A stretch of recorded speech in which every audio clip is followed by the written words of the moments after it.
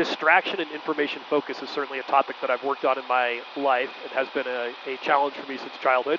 So I want to talk to you about a little bit about that, specifically with relation to the emotion of fear, which may sound a little bit discontiguous, but this is Planecast 1 in a series of 6 on information focus.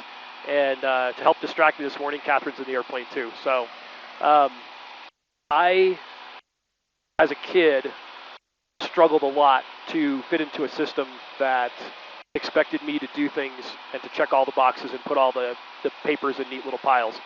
And that led to I think a similar syndrome to what we're seeing in society right now today, which is that because I couldn't do those things very well, I always felt like I was missing something. And rather than causing me to actually focus in and do the things that were in front of me, it caused me to run around like a chicken with my head cut off, trying to figure out what I was missing. I think that that's exactly the goal of what's going on in a lot of social media platforms and information distraction that we're seeing today. Their goal is to distract you, to make you feel like you're missing something so that you'll click on the ad or the link or whatever it is that they're trying to monetize.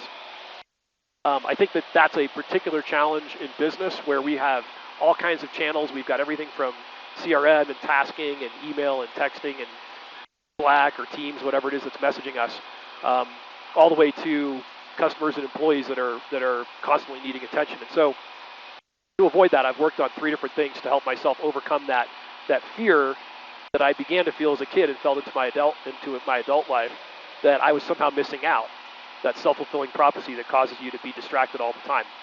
So I did 3 things. First is recognize that what you see on LinkedIn or what you see out in the world of social media, that's 5,000 people doing those things, not one person. You're only one person. So when you see the workout routines, the sales programs, all the things going on that you think you should be doing, that's 5,000 people doing those things, not one.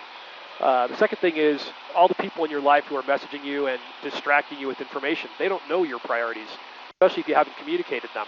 And there's no way for them to understand it. Therefore, you're the only one who can prioritize information in your life, not the people outside. So you don't owe them anything, which leads me to point 3, which is that if you don't set expectations with your clients, your business partners, friends and family outside of, in other words, if you don't set those expectations in a way that they can see and understand visibly, they're going to always assume that you're not responding fast enough and you're going to feel that time pressure to get back to them. And that's really counterproductive. So what I've done with especially customers and people like that, I've said, you can have, an hour of quality time with me maybe once a month, or I can be consistently distracted on a daily or weekly basis trying to respond to you. And so most everybody understands that it's much better to have an hour of quality time than a series of text messages that are while I'm running around distracted by other things. Those 3 things have been essential to me overcoming that emotion of fear, and I think what I'm seeing in all of my friends and associates that also feel like they're behind in life constantly. And I think for us to do that, we can beat social media, we can beat all this incoming information at its own game. So I'd like to hear what you've done in your life and your business to overcome that and how that's affected you. And of course, I'll respond to you in the comments as quickly as I can. Thanks a lot.